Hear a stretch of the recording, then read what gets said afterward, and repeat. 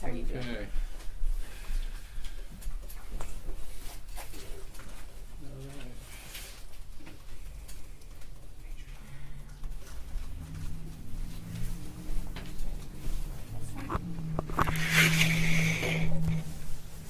Usually it's Steve who starts with introductory remarks, right? Yeah, but you don't need, you don't need me. I always need you. Everyone- Come on.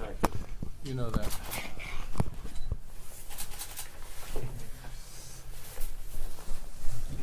All right.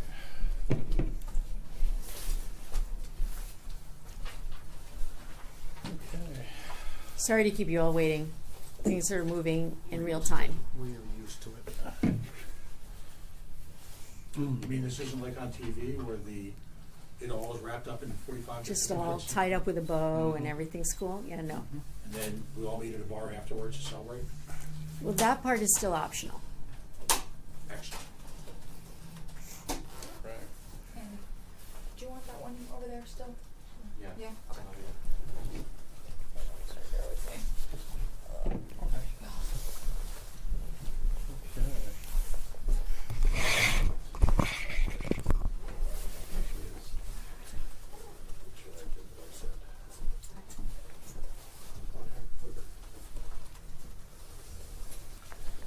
Okay, folks, thank you very much for your patience again. I appreciate it. Sorry for the delay. I'm just going to introduce everybody here, and then we're going to go down the line. People making some comments about what's going on today, and then we will open it up for any questions that you have. My name is Stephen Brown. I'm Executive Director of the ACLU of Rhode Island. To my immediate right is Lynette Lavinger, Cooperating Attorney for the ACLU of Rhode Island. Next to her, Jennifer Wood, the Executive Director of the Rhode Island Center for Justice, also an attorney involved in the case.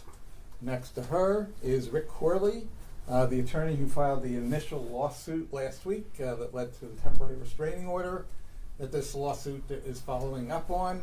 And then at the far end is Adam Northrop, Northrop, correct? Yes, sir.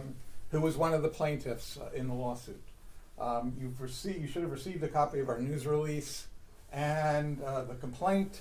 As you will see, this complaint that has just been filed is on behalf of 24 individuals who've been camping and protesting at the State House, and the lawsuit is designed to allow them to continue to stay there with their protest. And there will be a court hearing tomorrow at 10 a.m. To discuss the request for a preliminary injunction to allow them to continue to stay there. So with that, I'm going to have Lynette explain some more of the details of the suit, and we'll go on right down the line. Thank you. Good afternoon. I want to qualify what Steve has said a little bit. Many, if not all, of our clients are protesting. They're protesting on behalf of themselves, and they're protesting on behalf of others unhoused in the community who can't get adequate shelter. They would also like to have adequate shelter and housing, and we've been trying to work with the state to focus on getting these people housed and getting other people who are in difficult shape housed, adequate and sufficient housing as the primary thing that we're doing, because the state is unwilling to work with us on it and just basically says they have no right to be there and we'll get to them when we get to them. We are going forward with this proceeding, and on pretty short order. I really want to congratulate my colleague Rick Corley for running into court. The ACLU had heard about the problem and had sent a letter which was ignored, I think is a fair way of putting it, by the governor. And when it came to our attention that there was a proceeding going forward, the ACLU and the Center for Justice really stepped forward to assist Mr. Corley in pulling this together, and it's been a very collaborative effort with everyone doing different things to try to make sure that these voices are heard not just on the State House grounds but in the courthouse. We got you. Thanks. Good afternoon. My name is Jennifer Wood. I'm the Executive Director at the Rhode Island Center for Justice. It's my privilege to be representing people who are staying out at the State House to elevate the issue that is confronting people who have no adequate shelter in the winter in Rhode Island. And I want to thank Rick Corley for jumping in to file this legal action to protect people who are exercising their First Amendment rights at the State House from being removed from the State House. People who we are representing in this matter are not staying at the State House because they enjoy freezing in the winter on the plaza in front of the State House, but rather because there's a longer-term, relatively intractable issue that the state has been confronting. At the Center for Justice, we represent people facing housing insecurity every day. A couple of my colleagues are here with me who go to court and try and defend evictions and assist people to prevent homelessness. But inevitably, we find that there are many more unhoused people than there are adequate shelter resources. And that if you go upstream one layer from that, there are many more unhoused people than there is adequate affordable housing. And so the people who we are representing today are elevating those two concerns, and we are here to ensure that their constitutional right to petition their government to solve that problem is upheld. Go ahead, Rick. Thanks. My name is Rick Corley.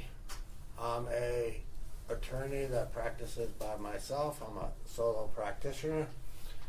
On Sunday, I received a text from a friend asking me if I would agree to try to assist the people at the State House. And I said, he explained to me what was going on. He said, what would something like this cost? And I said, you more money than you guys have. So I told him, of course I'll help. I work out in the community. I have a law practice that predominantly is in criminal justice, criminal defense. I work with people in the recovery community. I sit on the board at RICARES in Bridgemark and have been doing that work for a long time. And placing people into housing is always part of our case. And when I went up to the State House and I started meeting and speaking with these people, I was just aghast that when I read the notice that they received, it looked like something that my kids in kindergarten, or grandkids in kindergarten, and kids when they were in elementary school would bring home. My position is that the mere presence at the State House is a statement.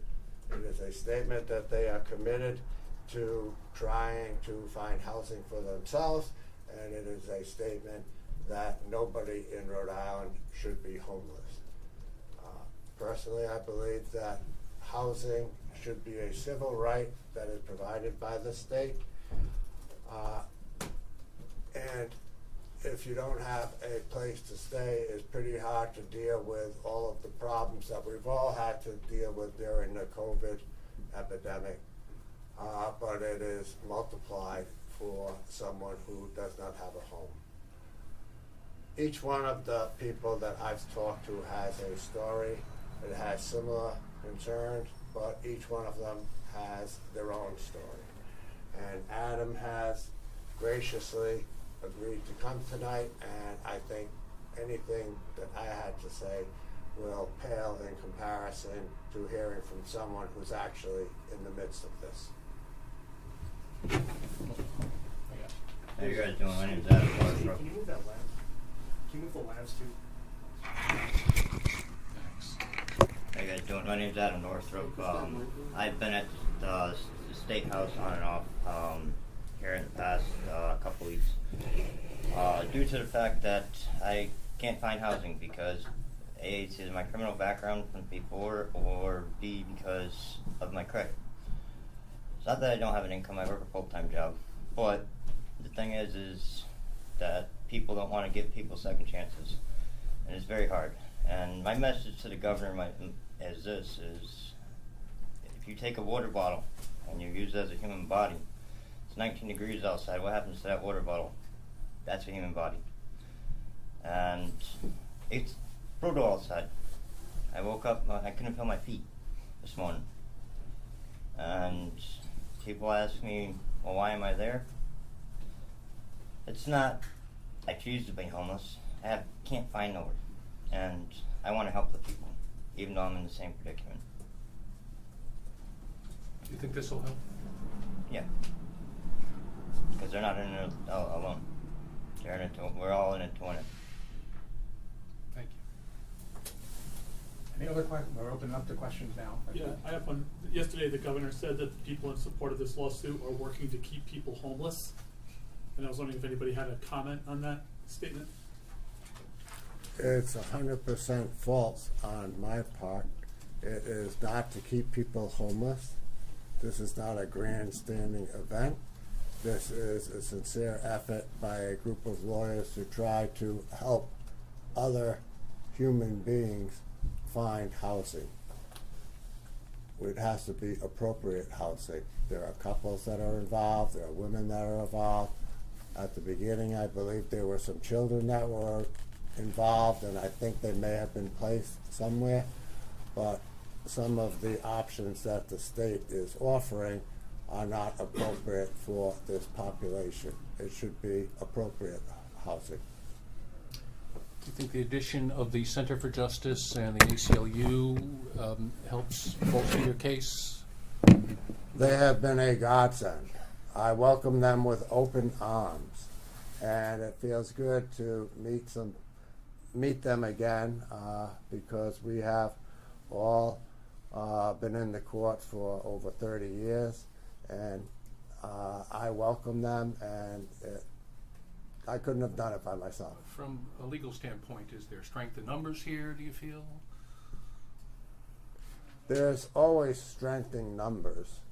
However, in this case, there is strength in the legal experience that is sitting at this table, and I think that will help our clients immensely. It's certainly the job that I would have been able to do as a single lawyer would have been a lot more difficult if I did not have the help of these two women. Over the last couple of days, we've asked the governor repeatedly, are there efforts outside the court to resolve this? And he seemed to slough that off and say no. Is that your experience? No, we've I'd like to address yeah. that. Can I just? Yeah. There we go. Thank you. Thanks. As soon as the three of us became involved in this matter, we've had several conferences with attorneys representing the governor's office over the weekend. We've been in conversation with them. The focus of those conversations is to identify people who are staying at the State House in the winter, in the cold, and need housing. And we've, in fact, spent quite a bit of time trying to ensure that those who work for the state and might help to find housing for people who are staying out at the State House would be able to connect with our clients and assist them in finding appropriate shelter resources. So those conversations, I would interpret them as ongoing, in fact, and I would expect to continue to speak with attorneys for the state about what are the practical solutions to get people sheltered in the winter.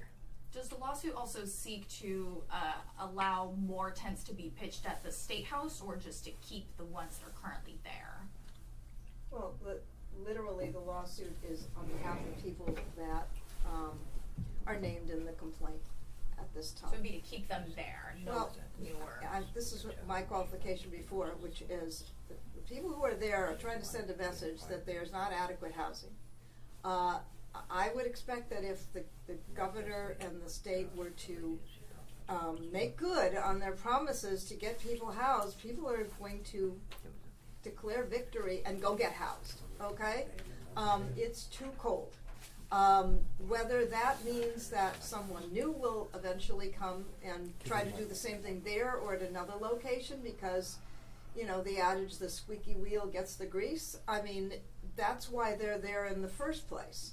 Now, one of the things in our lawsuit that we raise is that there's clearly a First Amendment right of freedom of speech, petition the government, peaceably assemble. But those rights have some limits, and the government can create reasonable time, place, and manner restrictions or limitations. And they claim that they have. But it's kind of ironic, because the highest level of government has ignored their own rules and regulations, which is the Administrative Procedures Act, which says how to do it. And they aren't following them at all. And at some point, we expect that they will come up with crafting some that apply to everyone and not just target the most vulnerable in our population. But we've given them information, we've given them contact information, we've urged them to focus on that as opposed to the lawsuit and just keep things going while people get housed. But I think they want to make a point that, you know, our clients have made their point. We can't do a better job of making the point. We need to protect them on it, but they've made the point. We don't need we need to get them housed if possible, and that's our primary goal. Two quick questions. First of all, last year, roughly around the same time, the encampment was established. State police were present. I have video of the conversation between organizers of the encampment and the state police actively approving, based on a First Amendment status, that encampment. They broke it down on their own volition after they felt they met the political gains.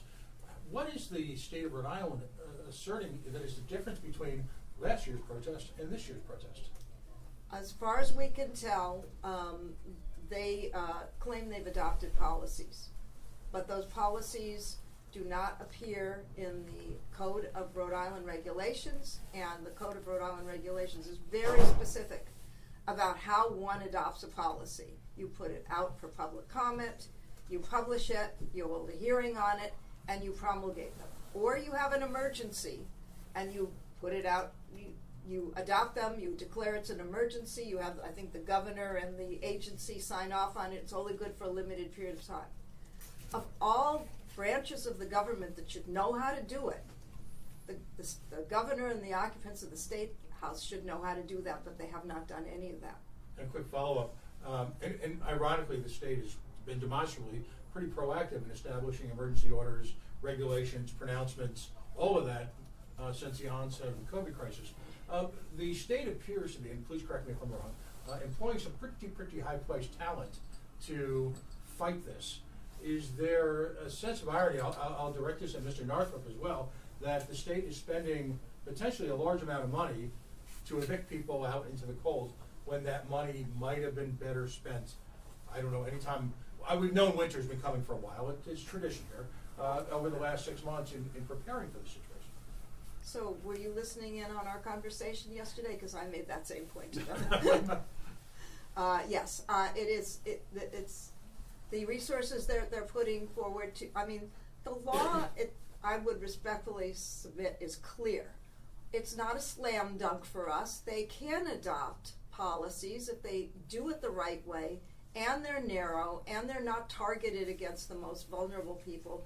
They can adopt policies, and that will be on a going forward basis. What they can't do is just on an ad hoc basis say, you know, we're not comfortable with you people being there, and get rid of the most vulnerable people. So I don't think there's new law to be established here. We're just trying to enforce existing laws. So the need for the parties to spend so much time in litigation and the resources of the state, because they do have private counsel doing this, you know, we think could be better spent And applied to homeless. I apologize for the last question, but this is political, and all things are political in this state.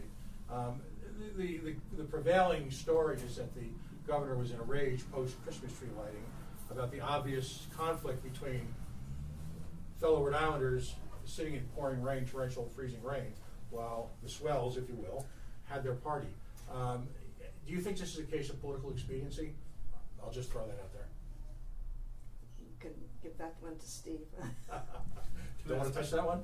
Can I ask a question? Adam, have you been approached by anybody from the governor's office about getting you housed?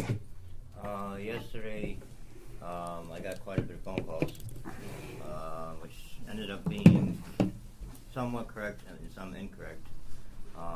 But the governor apparently was outside of the State House offering to put people out of the cold, saying that's cold, put people out in the cold.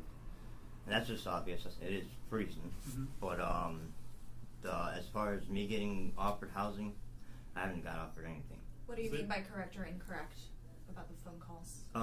As far as like, there was only a certain amount of people that were getting put up. There still is people still there, and it is still freezing cold out. And so, if you're gonna help people, it's not pick and choose. It's like some people, yes, need more, but it's not the pick and choose of who. All of them need to be housed. Right. As of today, the governor's people told me that they've been in contact with everyone sleeping outside about getting them a house. You're saying that isn't true. No. That's not what they told us yesterday. I think it was yesterday. We've had rolling calls, Yeah. and initially, when the case was filed and it just said John Doe et al., they were saying, well, there's only 4 or 5 people actually living in those tents. So my colleagues here, not me, thankfully, went out in the cold and met with, over 24 people. Right. All of them said that they need help and Yep. they have a message, and they, some of them may have been reached, but when we spoke with them, they said, no, we haven't. They had our list, and they were not able to say, that they had spoken to everyone on the list. They said 17 people yesterday, but they said 9 people last Wednesday, and their number's been moving a lot. Yeah. Oh. So I'm just wondering, like, they don't Well, have an idea. And We didn't speak to the people who were actually making the calls. Yeah. We encouraged them to have the social service people make the calls, not that we did, we did not invite the lawyers to speak with them directly, and we were speaking directly with the lawyers, so there may be a disconnect in terms of those numbers, but, my colleagues have met with these folks, and they're still there. And I think relevant to that, I want to personally thank Adam, because actually Adam took the time over the weekend to introduce Rick and I to a number of people who are unhoused, who have been staying at the State House. And I think that there are some trust issues there. It is complicated to approach someone who's in a tent, unhoused, maybe concerned about being moved off the plaza at the State House after having received a notice saying that they're not allowed to be there. So I do think that we may have been able to, I know that we were able to speak with people who would otherwise not have wanted to speak to Rick Corley and Jennifer Wood, who they don't know from Adam. Were it not that Adam was willing to take the time and make that connection for us so that we could speak to people who are experiencing this situation. There's a lot of people that have vacated their tents because they believe the state police are going to come in and take them down. Adam said he's going to make sure he sleeps in his tent tonight because he's afraid someone's going to come and remove it. While we were sitting here, he showed me a text that one of his friends had contacted him because there was a mother and baby that were unhoused, and she had heard about this and was there anything that could be done, and he received an answer that the woman had been contacted by someone from DCYF, and the woman and the baby were put into a hotel. None of that would have happened if we hadn't filed this suit, because they wouldn't have known who to contact. And concerning the representation by private counsel, knowing that there is a statute in Rhode Island that says the Attorney General will represent all matters brought against the governor, I contacted the head of the civil division, and she told me that she didn't know if she was going to be handling it. And there was a member of the Attorney General that sat in on our Zoom calls, but it is the lawyers from the private law firm that are really leading their defense in the litigation. Where that money is budgeted, I don't know.